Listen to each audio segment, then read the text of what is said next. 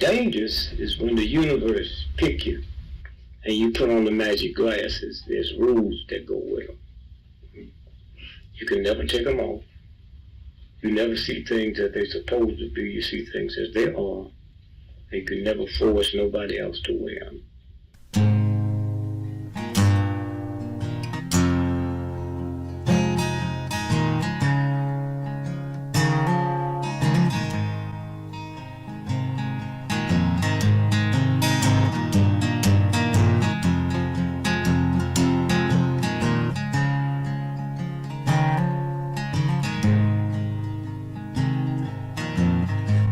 I think while I lie awake and contemplate tonight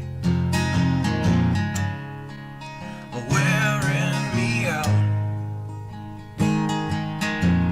Well, maybe tomorrow the world will wake and get it right, but I have my doubts, yeah.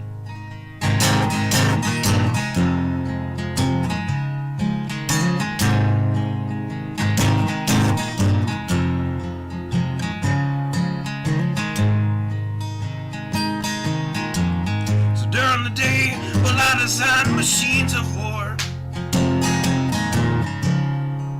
that scream through the sky. 'Cause I, for one, I like to go to bed free at night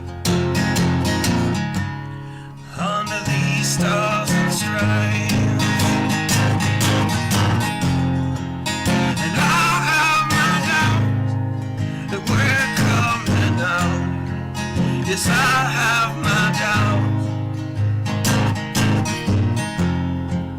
and I have my doubts that we'll make it back out. Yes, I have my doubts, but they'll wind you up and pull the cord until you're spun right out. And I don't understand. Roll the dice and raise the price to feed the machine's mouth. Call it the progress of man. And I have my doubt that we're coming out. Yes, I have my doubt. And I have my doubt that we'll make it back out. I have my doubts, so I'll drink my stuff and raise some hell and shoot my guns to the end of my time. You can have the booze and go to hell and take the guns, but I know they won't be mine.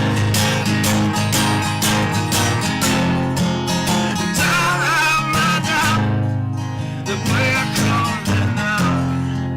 Yes, I have my doubts, and I have my doubts that we'll make it back up. Yes, I have my doubts. So we're all messed up and out of touch. Let's text someone who's in the other room. So don't wonder why we don't say hi or know anyone. I might as well move to the moon. So maybe I'm wrong. Well, I hope that I'm wrong.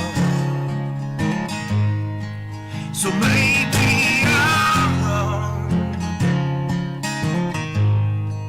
Well, I hope that I'm wrong.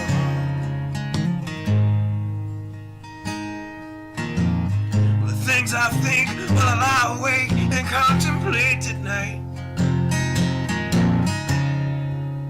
are wearing me out.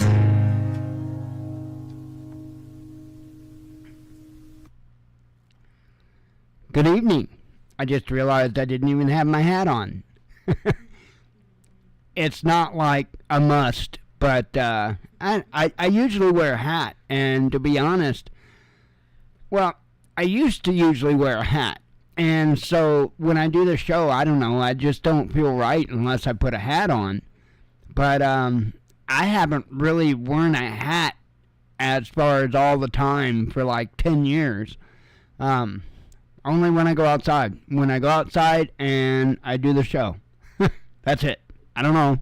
I just, I used to always wear it. I mean, it was like a part of me. So, anywho, don't know a lot really to talk about. I'm going to be honest, I've been spending any extra time I can manage in the flight simulator because I am absolutely addicted and in love with an aircraft that was released by AccuSim or A2A Simulations.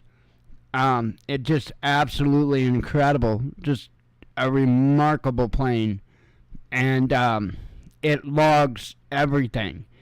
So you can tear the plane up. You know how you treat the plane matters on how well the plane does, how long it lasts, and everything else. It's just really cool. So I've been doing a lot of flying in that, and then there's been a couple other kind of cool aircraft that come out. It's enjoyable. It's what I do for my relaxation. To me, getting behind the stick of a bush plane or fighter jet or something like that, it's a great release. It's also very therapeutic, because when I fly, especially if I'm flying something a little bit slower, or well, no, not necessarily, even a fighter jet, I will often do what I like to call ballet in the sky.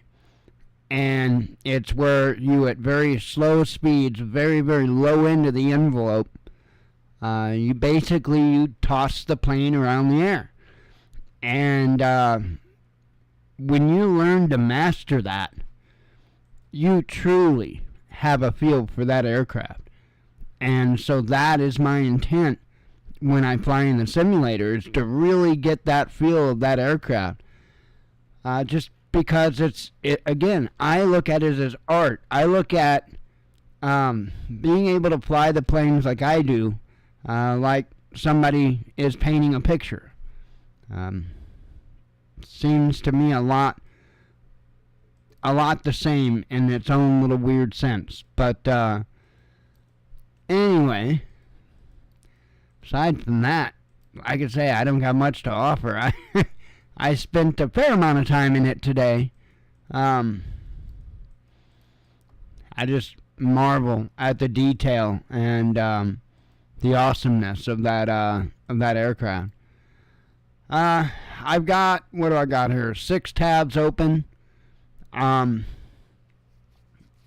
Little bit all over the place. Everything from, of course, the 3 U.S. Marines that were found dead, all the way to Biden's dog biting 7 Secret Service agents. So I don't think Biden's dog was involved in the deaths of these Marines, but that's crazy. Crazy. Anyway, let me go ahead. Let me have a sip of coffee.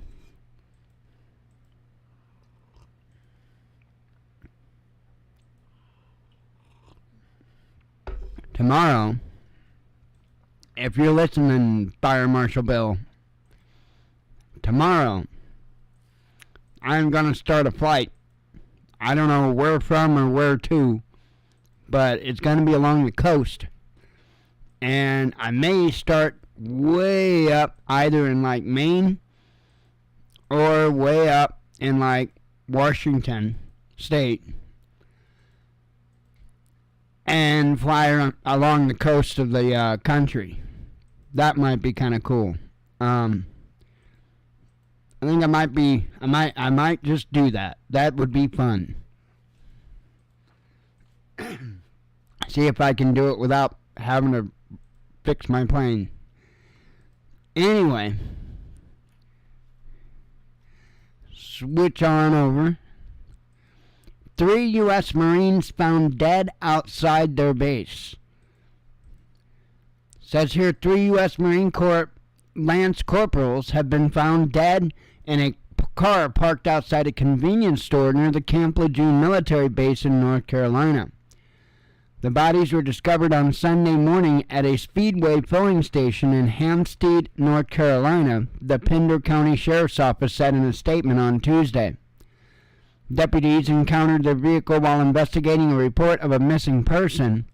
Neither law enforcement officials nor the Marine Corps disclosed any information on a possible cause of death. The case is reportedly being investigated by the Sheriff's Office with assistance from the Naval Criminal Investigative Service. The deceased Marines were identified as 19-year-old Tanner Kaltenberg of Madison, Wisconsin, Marax Dockery, 23, from Potawatomi, Oklahoma, and Naples, Florida native Ivan Garcia, also 23. All 3 Lance Corporals were motor vehicle operators driving various tactical vehicles for the 2nd Marine Logistics Group at Camp Lejeune. The regimental commander, Brigadier General Michael McWilliams, issued a statement extending condolences to family members and friends of the deceased Marines. Our focus is on providing the necessary resources and support to those impacted by their tragic loss as they navigate this extremely difficult time, he said. Foul play reportedly isn't suspected in the case. There does not appear to have ever been any threat to members of the community, the sheriff's office said. The incident comes less than 1 month after 4 people, including 3 Marines from South Carolina's Camp Pendleton, were killed in a fiery one-vehicle car crash in Los Angeles County.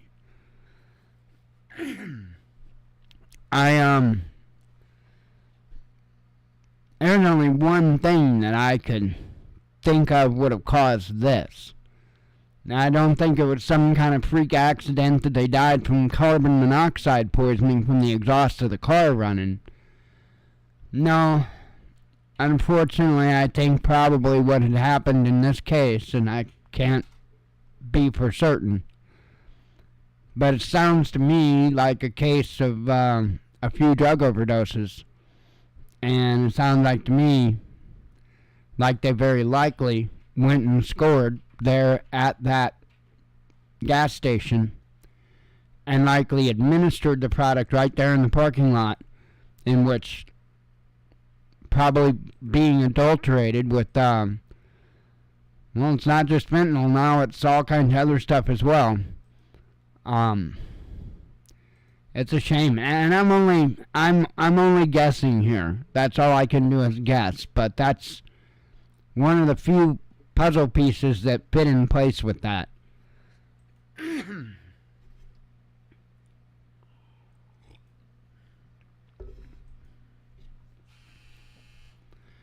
Let's see.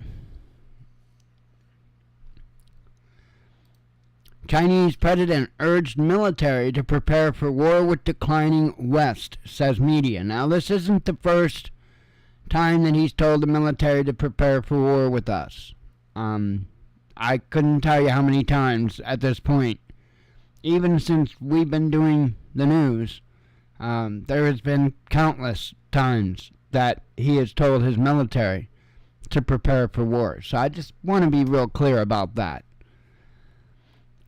Chinese President Xi Jinping told military leaders at a meeting in 2020 that with his country rising and the West declining, Beijing needed to prepare for a war between both sides, Japan's Kyodo News reported on Monday.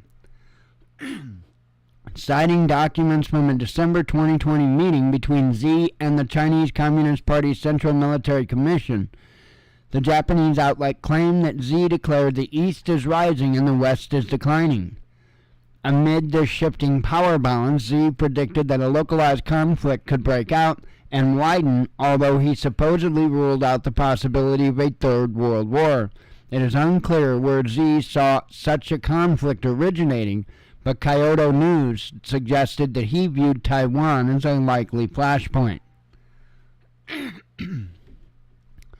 The documents were reportedly compiled after the 2020 meeting and issued to Chinese commanders and party officials last summer, By that point, Russia was fighting what President Vladimir Putin termed the entire Western military machine in Ukraine, and tensions between the U.S. and China over Taiwan had reached a boiling point over U.S. President Joe Biden's repeated insistence that he would defend the Chinese-claimed island with military force.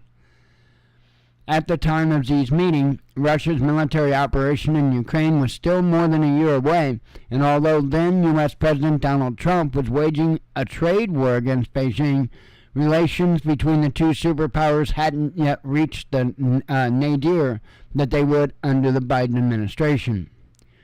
Regardless, Xi reportedly stressed the need for the Chinese military to prepare for the outbreak of a war and its chain reactions, and ordered commanders to be constantly ready for fighting to defend China's sovereignty and national interest.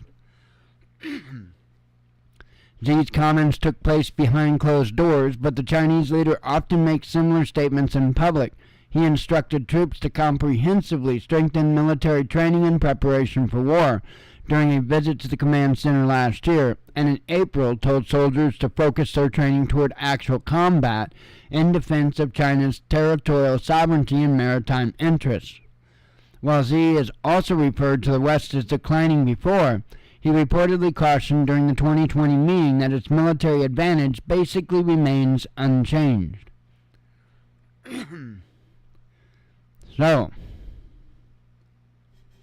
again, even this article stated that it's been mentioned several times before.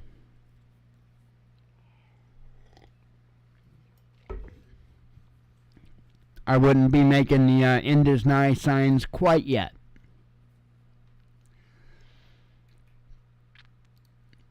A Russian fighter jet damaged U.S. Reaper drone, says Washington. And before I read this, I need to add a disclaimer, because we're not supposed to be there to begin with. I just wanted to add that tidbit of information. We are not wanted there. We are not invited there. We are not welcome there. So, as far as I'm concerned, if they shoot every damn drone of ours out of the sky, that's fair game. We're not there by permission. Article goes on to say a Russian fighter jet flying over Syria has allegedly fired flares at an American MQ-9 Reaper, damaging the drone's propeller in the latest close encounter decried by the illegal U.S. occupation forces as a reckless and unprofessional. The incident occurred on Sunday when the Russian jet flew within a few meters of an MQ-9 Reaper that the U.S. Air Force Central Command claimed was flying a counterterrorism mission on Tuesday. The command posted video footage purportedly to show the fighter jet flying just above the drone and deploying flares in its path. The drone's propeller was severely damaged, according to AFCENT, who also posted photos purporting to show evidence of the damage. Remote operators of the unmanned aerial vehicle were able to maintain control and fly it back to its home base. The Russian fighters' blatant disregard for flight safety detracts from our mission to ensure the enduring defeat of ISIS, AFCENT Lieutenant General Alex Grinkiewicz told U.S. media outlets. We call upon the Russian forces in Syria to put an immediate end to this reckless, unprovoked, and unprofessional behavior. MQ-9 Reapers were allegedly forced to make evasive maneuvers when Russian fighter jets dropped parachute flares from close range earlier this month. At the time, U.S. forces claimed they were seeing a new level of unprofessional and unsafe action by Russian air forces operating in Syria. Last week, an Su-35 fighter jet endangered the crew of a U.S. MC-12 reconnaissance plane by forcing it to fly through its wake, AFCENT claimed. Moscow responded to earlier incidents involving U.S. drones by saying the UAVs flew into the airspace that Russian and Syrian forces were using during joint military drills. U.S. forces have illegally occupied oil-rich territory in Syria, violating the country's sovereignty since at least 2015. Russian forces have operated in the country at the invitation of Syria's government and have helped to defeat Islamic State, formerly ISIS, or ISIS, and and internationally backed rebel militants. Washington lawmakers voted down a bill in March that called for the withdrawal of U.S. forces from Syria. About 900 American troops, along with the hundreds of U.S. contractors, are still deployed in the country. U.S. Representative Matt Gaetz of Florida, who introduced the failed bill, argued that there was no role for the U.S. in Syria. We have tried to build a democracy out of sand, blood, and Arab militias, Gaetz said after his bill was defeated in the U.S. House. Time and again, the work we do does not reduce chaos. Oftentimes, it causes chaos, the very chaos that then subsequently leads to terrorism. Which, by the way, is the whole damn point of what we're doing to begin with. But I digress.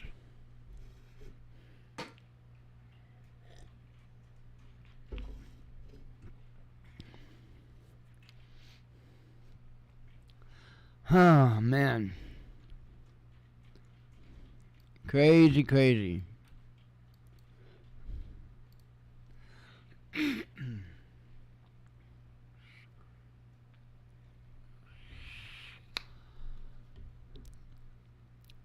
Yep. This situation's not getting any better either. And, they're putting people right where they want them. They really, truly are. And it's hard. People that once had no problem getting by their day-to-day needs, now they're struggling. Many people are having to rack up debt in order to keep up.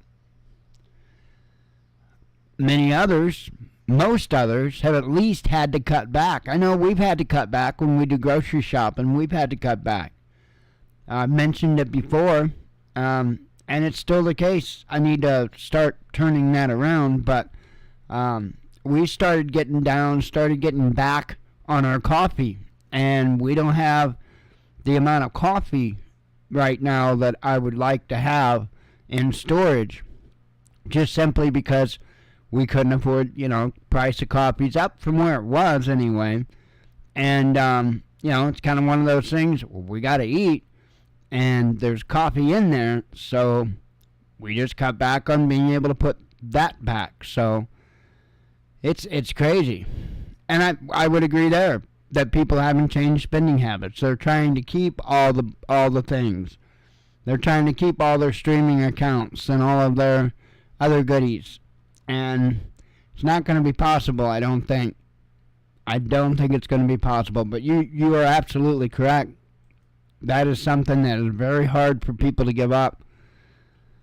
But we're seeing it start to happen. And as I've often said, you'll know when we're really in some deep, deep financial trouble when you see the sales of two things drop off.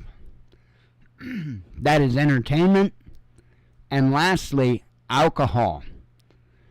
From my understanding, you'll see entertainment drop off before you will alcohol. When you see entertainment drop off, you better be putting on the helmet, because when alcohol drops off, that's when it's already a done deal. So, I mean, we've been doing everything we can for a long time to make sure that we consume as little, put back as much as we can. I had even, for years, really kind of monitored how much I ate and tried to cut back a little bit so that my body's daily needs are less. And I don't eat that much anymore. I'm like little or nothing anymore, but I can't do physical stuff anyway. So I'm going to lose my mass anyway. There's not much I can do on that. But anywho, this here says credit card debt in the U.S. grew in the first quarter of this year as its fastest pace in 2 decades, a recent report has suggested.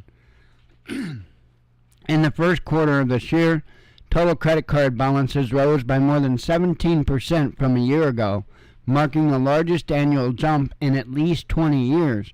Independent investment research and online financial media company Hedgeye has reported, citing data from the U.S. Federal Reserve.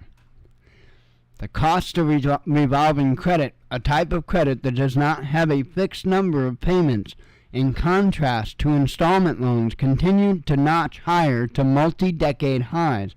The Hedgeye report added, as of last week, the average interest rate on new credit cards stood at 20.82% compared to just over 12% a decade ago, according to Fed data. Americans now hold a record amount of credit card debt, nearly $988 billion, according to Fed data released in June.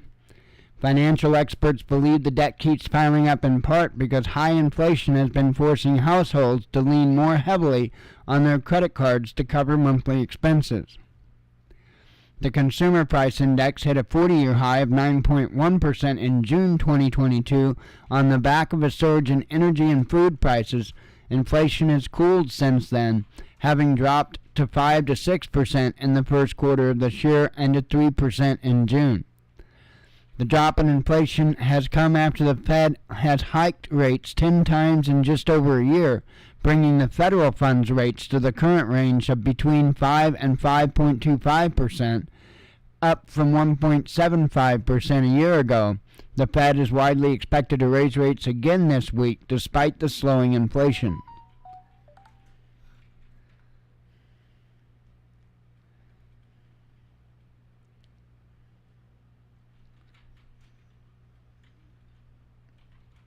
Yeah. Just trying to get rid of notifications.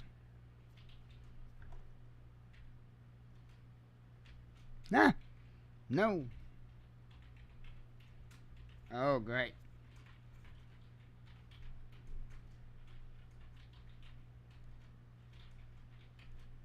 There we go. Fun.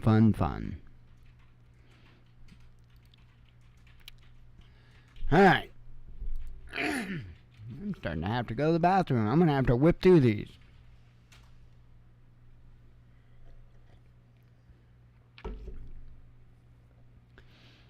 Biden claims to have ended cancer. I mean, this guy is amazing, isn't he?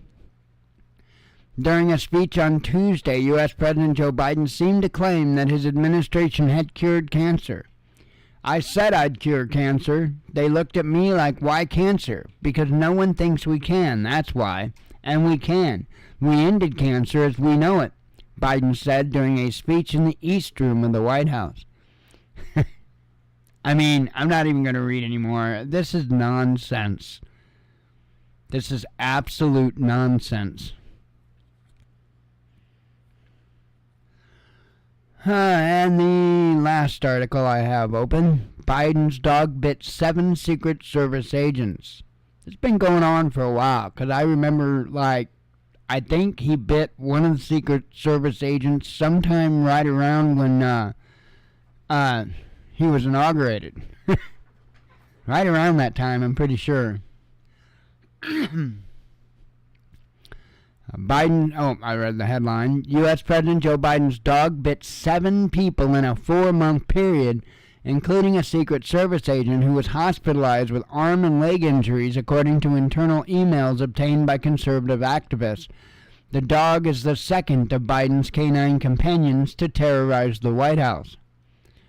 The most serious incident took place last November when the then 1-year-old German Shepherd named Commander came down a flight of stairs and bit an agent who was sitting at the bottom with his arms folded.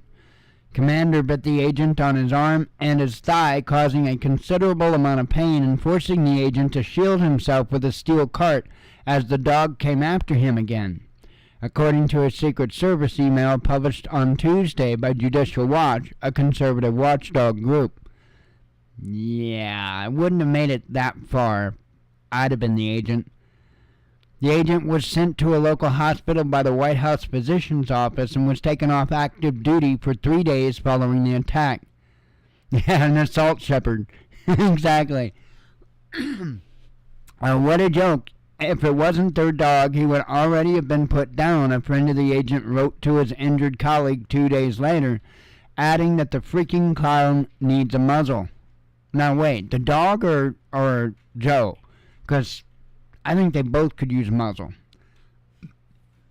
Biden was given commander in December 2021, several months after his oldest German Shepherd, Champ, died at 13. In the meantime, Biden's other German Shepherd, Major, was sent to the family home in Delaware for repeatedly biting Secret Service agents. And I'll bet you that was the one that I was referring to. This is a special sort of craziness and corruption where a president would allow his dog to repeatedly attack and bite Secret Service and White House personnel, Judicial Watch President Tom Fitton said on Tuesday. After sending the agent to the hospital, Commander bit a further 6 people. He bit another officer on the leg a week later, broke the skin of an agent's hand the following month, and bit a technician on the back at Biden's Delaware home in January. Nearly every official in the room with me today spoke out about specific incidents surrounding the first family's dog, a Secret Service inspector wrote to his colleagues after a meeting in December. I think that we should probably just, at this point, we have to be realistic with ourselves and come to grips with the fact that we're just going to need to put them down. We're just going to need to put them down. And then we need to talk about the dog, too, and talk about what we're going to do about the dog. So put Biden down, and then we'll talk about what to do with the dog. Right? Yeah, something like that. Anyway, we'll let him have his little chocolate Hershey's Kiss, too.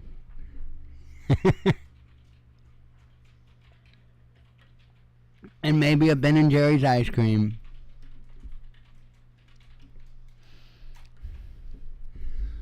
Fun. Alright. I'm going to run through these headlines before I piss my pants. How's that sound?